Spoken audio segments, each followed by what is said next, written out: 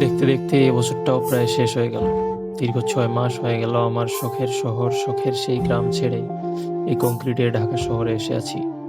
পড়ালেখা আর কিছু কাজের সুবাদে ঢাকা শহরে আসা।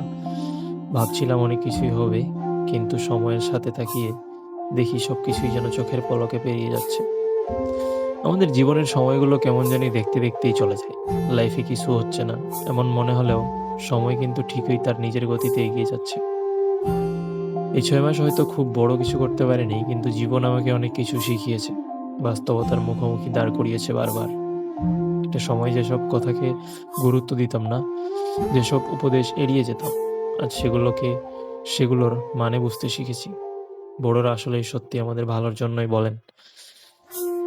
ঢাকা শহরটা উপর থেকে দেখতে যতটা সুন্দর, ভেতরে ঠিক ততটাই ভারী। এ শহরের আলোর নিচে মানুষের বুকের ভেতরে লুকিয়ে আছে অগণিত আর্তনাদ, অকথিত কষ্ট আর না বলা গল্প। ঢাকা শহর শুধু শহর না, এটা সংগ্রামের নাম, এটা শেখার জায়গা, এটা মানুষের হয়ে ওঠার এক নীরব পাঠশালা।